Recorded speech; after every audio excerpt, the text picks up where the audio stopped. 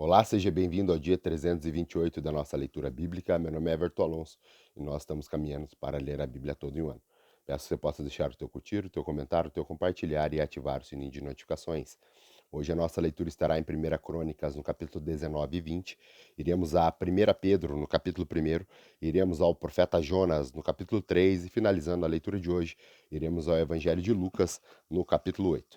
Aqui em 1 Crônicas, no capítulo 19, nós vamos fazer a leitura da guerra contra os amonitas e também no capítulo 20 nós vamos ver a conquista de Rabá e a guerra contra os filisteus.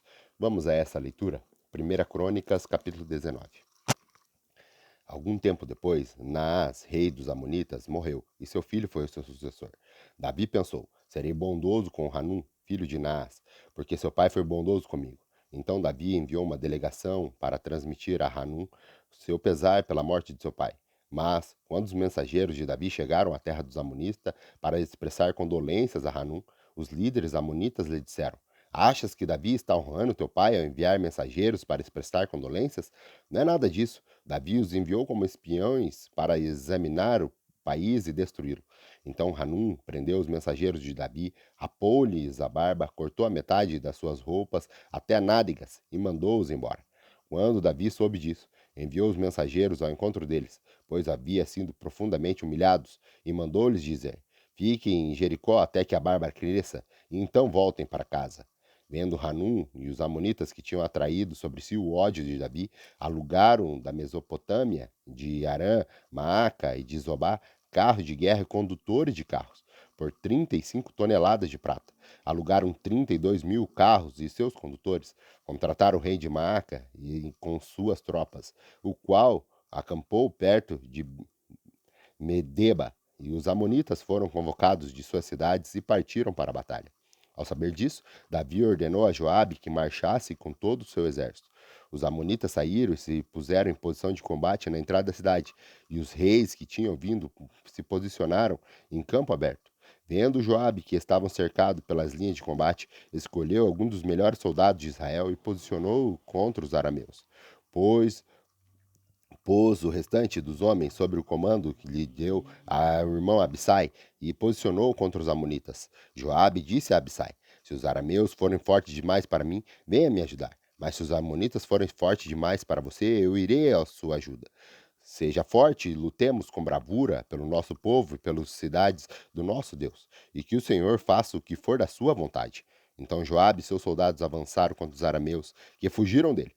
Quando os amonitas viram que os arameus estavam fugindo de Joabe, também fugiram de seu irmão Abissai e entraram na cidade. Assim, Joabe voltou para Jerusalém. Ao perceberem que os arameus que haviam sido derrotados por Israel enviaram mensageiros para trazer os arameus que viviam do outro lado do Eufrates, e Sofaque, os comandantes do exército de Hadadezer, veio à frente deles. Informado disso, Davi reuniu todo Israel e atravessou o Jordão, avançou contra eles e formou linhas de combate defronte deles. Mas, começado o combate, eles fugiram diante de Israel, e Davi matou 7.000 dos seus condutores de carros de guerra e 40.000 dos seus soldados de infantaria. Também matou Sofaque, o comandante do exército deles. Quando os vassalos de Hadadezer viram que tinham sido derrotados por Israel, fizeram paz com Davi e se sujeitaram a ele. E os arameus não quiseram mais ajudar os amonitas. 1 Crônicas, capítulo 20. Na primavera seguinte, na época em que os reis saem à guerra, Joabe conduziu seu exército até a terra dos amonitas e a arrasou. Enquanto Davi ainda estava em Jerusalém, Joabe cercou Rabá, a cidade, atacou-a e deixou em ruínas. Davi tirou a coroa da cabeça de Moloque, uma coroa de ouro e de 35 quilos, ornamentada com pedras preciosas, e ela foi colocada na cabeça de Davi. Ele trouxe uma grande quantidade de bens da cidade e trouxe também os seus habitantes, designando-lhes trabalhos com serras, picaretas de ferro e machados. Davi fez com que todas as cidades amonitas fossem assim. Depois voltou todo o seu exército para Jerusalém. Houve depois disso uma guerra contra os filisteus em Gézer.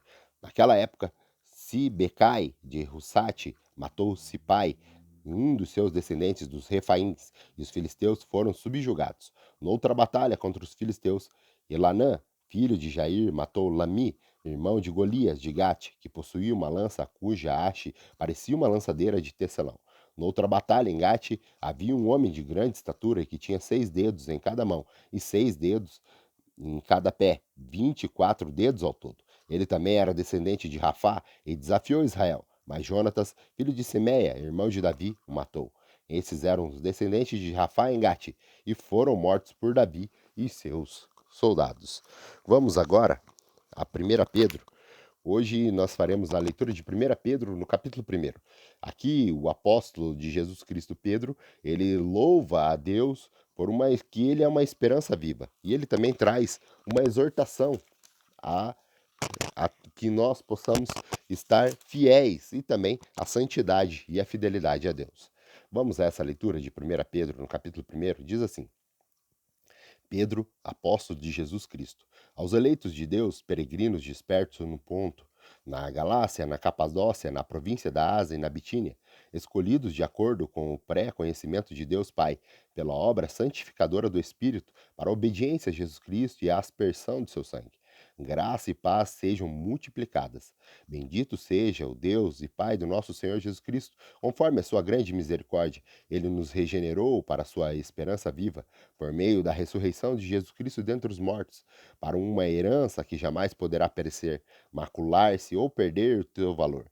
Herança guardada nos céus para vocês, que, mediante a fé, são protegidos pelo poder de Deus, até chegar à salvação, prestes a ser revelada nos últimos tempos. Nisso vocês exultam, ainda que agora, por pouco tempo, devam ser entristecidos por todo tipo de provação. Ainda acontece que, para que fique comprovado que a fé que vocês têm, muito mais valiosa do que o ouro que perece, mesmo que refinado pelo fogo, é genuína e resultará em louvor, glória e honra quando Jesus Cristo for revelado. Mesmo não tendo visto, vocês o amam, e apesar de não o verem agora, creem nele e exultam com alegria indizível e gloriosa, pois vocês estão alcançando o alvo da sua fé, a salvação das suas almas. Foi a respeito dessa salvação que os profetas que falaram da graça destinadas a vocês investigaram e examinaram, procurando saber o tempo e a circunstância para as quais apontavam o Espírito de Cristo que nelas estavam, quando predisse a vocês o sofrimento de Cristo e as glórias que se seguiam aquele sofrimento. A eles foi revelado que estavam ministrando, não para si próprios, mas para vocês, quando falaram das coisas que agora lhes são anunciadas por meio daqueles que pregam o Evangelho pelo Espírito Santo, enviado dos céus, coisa que até os anjos anseiam observar. Portanto, estejam com a mente preparada, prontos para agir, estejam alertos e ponham toda a esperança na graça que será dada a vocês quando que Jesus Cristo for revelado. Como os filhos obedientes, não se deixem amoldar pelos maus desejos de outrora, quando viviam na ignorância. Mas, assim como é santo aquele que o chamou, sejam santos vocês também em tudo o que fizerem, pois está escrito: sejam santos, porque eu sou santo.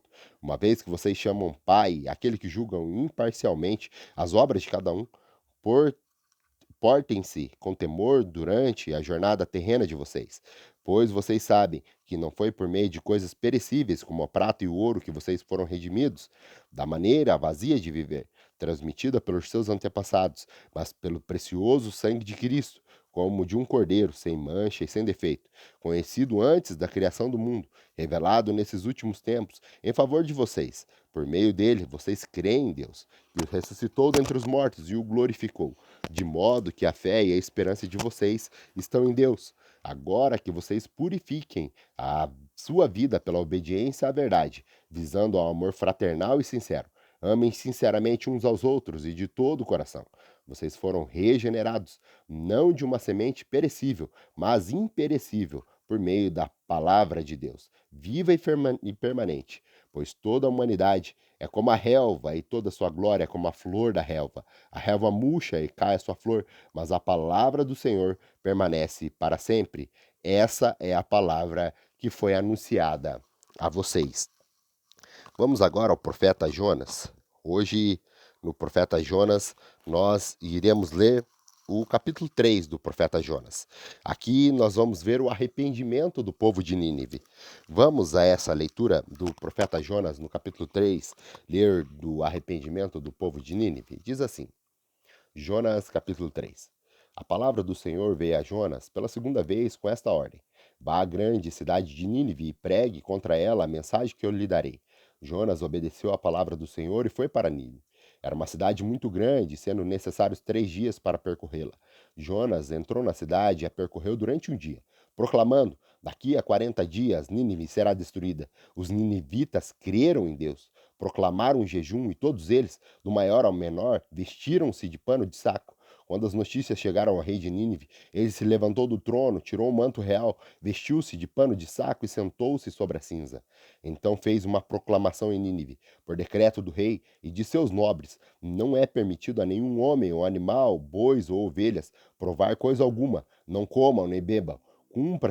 Cubram-se de pano de saco, homens e animais, e todos proclamem a Deus com todas as suas forças. Deixem os seus maus caminhos e a violência. Talvez Deus se arrependa e abandone a sua ira, e não sejamos destruídos. Tendo em vista o que eles fizeram e como abandonaram seus maus caminhos, Deus se arrependeu e não destruiu como tinha ameaçado. Vamos agora à nossa última leitura de hoje. A nossa última leitura de hoje está lá em Lucas. Lucas, hoje, no capítulo 8, nós vamos ver a parábola de Jesus, que ele fala sobre o semeador. Ele também fala sobre a candeia. Também nós vamos ver sobre a mãe e os irmãos de Jesus. Nós vamos ler aqui no capítulo 8 de Lucas, Jesus acalmando a tempestade. Nós vamos ver a cura de um endemoniado. E também nós vamos ver o poder de Jesus sobre a doença e também o poder de Jesus sobre a morte. Vamos a essa leitura aqui do Evangelho segundo escreveu o médico Lucas. Diz assim, Lucas capítulo 8. Depois disso, Jesus ia passando pelas cidades e povoados, proclamando as boas novas do reino de Deus. Os 12 estavam com eles, e também algumas mulheres que haviam sido curadas de espíritos malignos e doença. Maria, chamada Madalena, de quem haviam sido saídos 7 demônios. Joana, mulher de Cusa, administrador da casa de Herodes. Susanas e muitas outras. Essas mulheres ajudavam a sustentá-lo com seus bens. Reunindo-se uma grande multidão e vindo a Jesus gente de várias cidades, ele contou essa parábola. O semeador saiu a semear. Enquanto lançava a semente, parte dela caiu à beira do caminho, foi pisada e as aves do céu a comeram. Parte dela caiu sobre as pedras e, quando germinou, as plantas secaram, porque não havia umidade. Outra parte caiu entre espinhos que cresceram com ela e a sufocaram a planta. Outra ainda caiu em terra boa, cresceu e deu boa colheita, a 100 por um. Tendo dito isso, exclamou: Aquele que tem ouvidos para ouvir, ouça. Seus discípulos perguntaram o que significava aquela parábola. Ele disse: A vocês tem dado conhecimento dos mistérios do reino de Deus, mas a outros falo por parábolas, para que vendo não vejam, e ouvindo não entendam. Esse significado da parábola é: a semente é a palavra de Deus. As que caíram à beira do caminho são os que ouvem. Então vem o diabo e tira da palavra do coração, para que não creiam e não sejam salvos. As que caíram sobre as pedras são os que recebem a palavra com alegria. E quando ouvem, mas não têm raiz, creem durante algum tempo, mas não desistem, e então desistem na hora da provação. As que caíram entre os espinhos são os que ouvem, mas ao seguirem seu caminho, são sufocados pelas preocupações, pelas riquezas e pelos prazeres dessa vida e não amadurecem. Mas as que caíram em terra boa são os que, com o coração bom e generoso, ouvem a palavra e retêm e dão bons frutos com perseverança. Ninguém acende uma candeia e a esconde num jarro ou coloca debaixo de uma cama. Ao contrário, coloca num lugar apropriado, de modo que, ao entrarem, possam ver a luz, porque não há nada oculto que não venha a ser revelado, e nada escondido que não venha a ser conhecido e trazido à luz. Portanto, considerem atentamente como vocês estão ouvindo.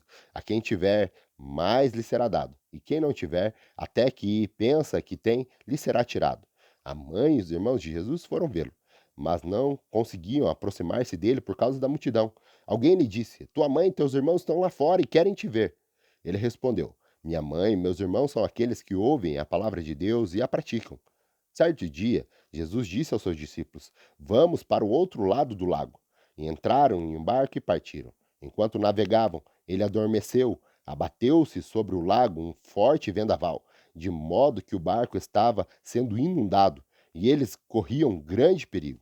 Os discípulos foram para acordá-lo, clamando: Mestre, mestre, vamos morrer.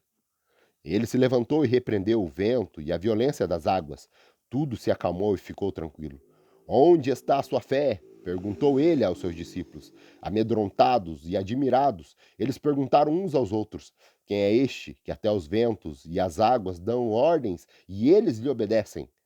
Navegaram para a região dos Genezarenos, que fica do outro lado do lago, frente à Galiléia. Quando Jesus pisou em terra, foi ao encontro dele um endemoniado daquela cidade. Fazia muito tempo que aquele homem não usava roupa, nem vivia em casa alguma, mas nos sepulcros. Quando viu Jesus, gritou, prostrou-se a seu pé e disse em voz alta: Que queres comigo, Jesus, filho de Deus Altíssimo? Rogo-te que não me atormentes. Pois Jesus havia ordenado que o espírito imundo saísse daquele homem. Muitas vezes ele tinha se apoderado dele, mesmo com os pés e as mãos acorrentados e entregue aos cuidados de guardas. Quebrava as correntes e era levado pelo demônio a lugares solitários. Jesus lhe perguntou: Qual é o seu nome? Legião, respondeu ele, porque muitos demônios haviam entrado nele, e lhe implorava que não mandasse para o abismo. Uma grande manada de porcos estavam pastando naquela colina, e os demônios imploravam Jesus que lhe permitisse entrar naquelas manadas, e Jesus lhe deu a permissão. Saindo do homem, os demônios entraram nos porcos, e toda a manada atirou-se precipício abaixo, em direção ao lago, e se afogou. Vendo o que acontecera, os que cuidavam dos porcos fugiram e contaram esses fatos na cidade e nos campos. O povo foi ver o que havia acontecido.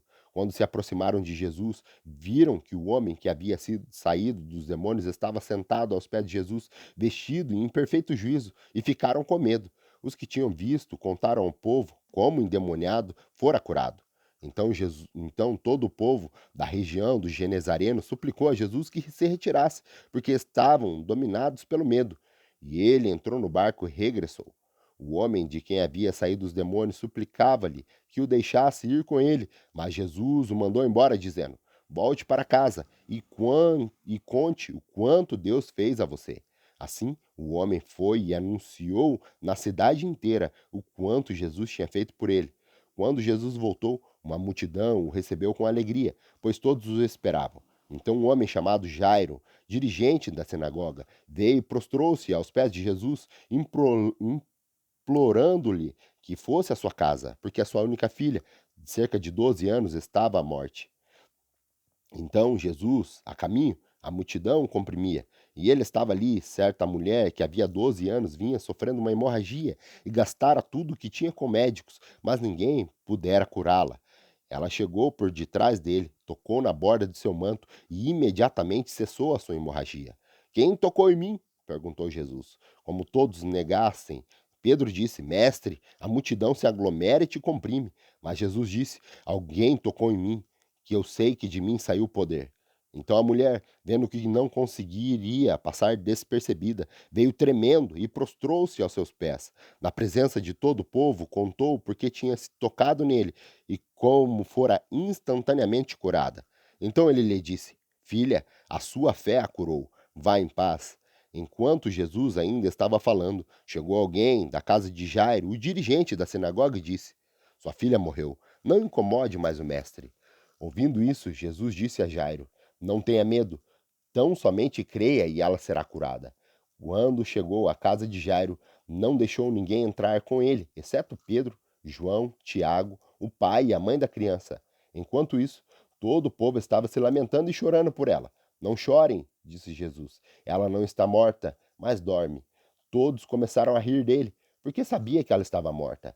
Mas ele a tomou pela mão e disse: Menina, levante-se. O espírito dela voltou e ela se levantou imediatamente. Então Jesus lhes ordenou que dessem de comer a ela. Os pais delas ficaram maravilhados, mas ele lhes ordenou que não contassem a ninguém o que tinha acontecido. Essa foi a nossa leitura de hoje. Espero que você tenha gostado dela, se alimentado da palavra do Senhor. E se o nosso Deus nos permitir, retornamos amanhã com mais um episódio da nossa leitura bíblica. Até lá.